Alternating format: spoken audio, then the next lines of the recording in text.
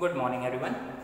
Today we are going to study an important topic, that is the octet rule and its exceptions. What is the octet rule? Octet rule says that any of the element undergo chemical reaction to complete their octet, that means the 8 electron in their valence shell, and this is the criteria for being stable. Then how we knew that 8 electrons is the stable configuration? Why not 9 electron, 7 electron or 6 electron? That may also be the stable configuration. Actually, when we have seen the periodic table, what was there in the periodic table?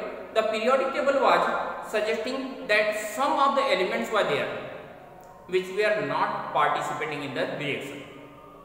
These are the elements are the helium, neon, argon, krypton, xenon and radon. We are not going to talk about the radon as it is radioactive. And the remaining element except the helium, all the elements have the octet, that means the 8 electron in the valence shell. Helium does not contain the octet, that have capacity to contain maximum of 2 electrons, so that is containing a duplet. So except helium, all of these are the elements have the 8 electron in the valence shell, so it was considered that having 8 electron in the valence shell is the criteria for being stable. We have seen some of the compounds. We have seen carbon dioxide, we have seen BF, we have seen H2O, we have seen some of the other molecules, and there we have find that the element undergo chemical reaction, elements undergo covalent reaction, elements undergo electrovalent reaction or the coordinate bond formation. In all of these of the process, in all of these of the different type of the bond formation, we have find that these are the molecules are completing their octet, they are attaining 8 electron in the valence shell. That means the criteria for being stable is the 8 electron in the valence shell. But whether are the elements and compounds follow the octet rule? Surely not. Then what type of molecules are there which does not follow the octet rule? When you will classify these are the different type of the molecules which does not follow the octet law, then these are first one electron deficient molecules. The second one is odd electron system, and the third one is expanded octet system.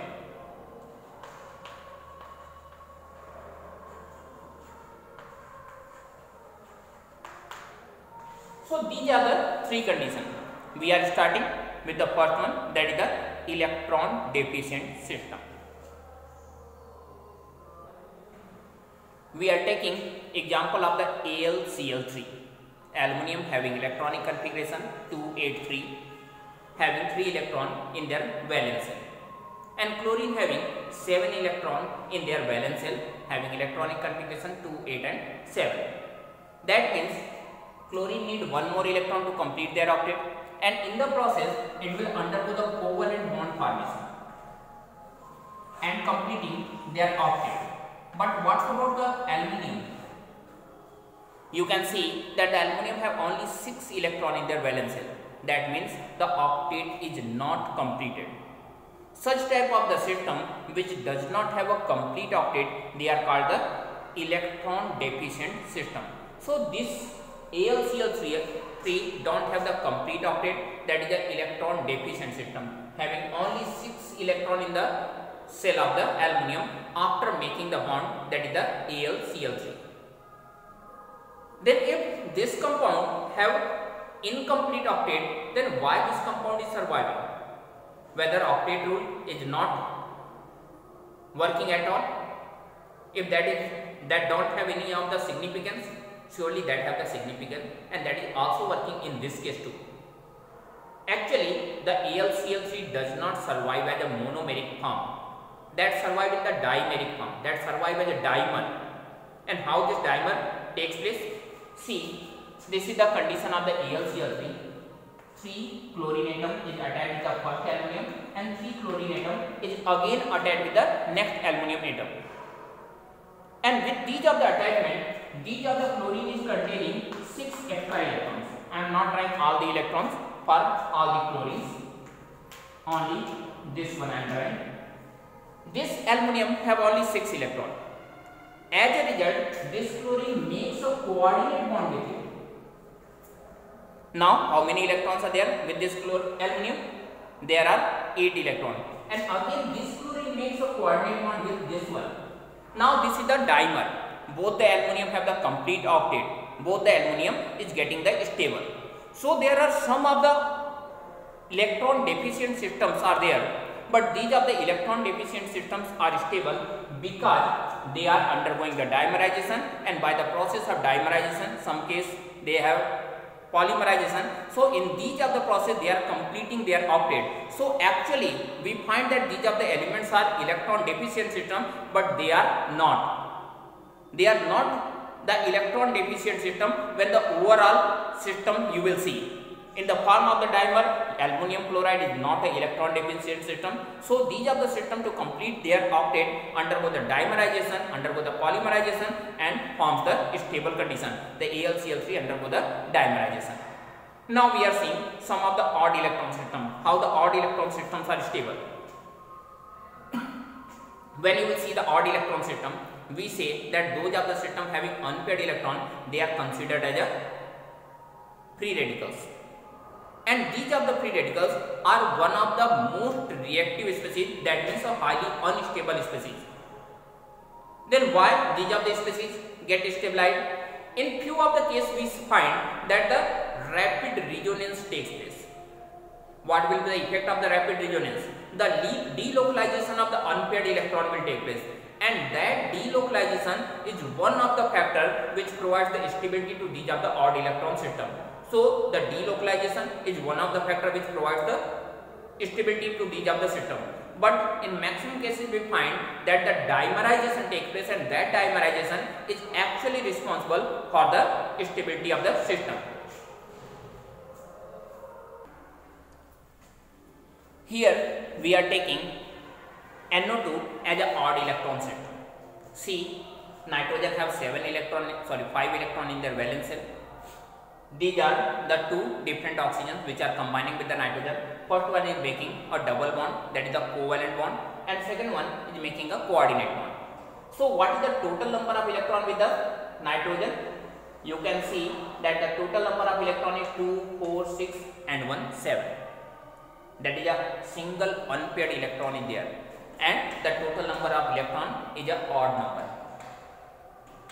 And if it is an odd electron system, then how it is going to survive? In this case, there is no any chance of the resonance for the delocalization of the unpaired electron. In this case, I have already drawn the structure of the NO2. In this case, one is the coordinate bond, two covalent bonds are there, that is the double bond, and again the same condition.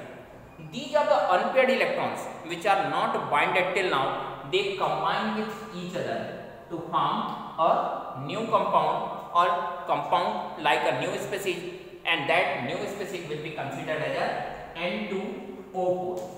This is the reason sometimes we ask that why NO2 survive as a N2O4, because of the dimerization, because to get the stability, the odd electron system combines with each other to get the greater stability, and this is the condition of the dimerization of the odd electron system.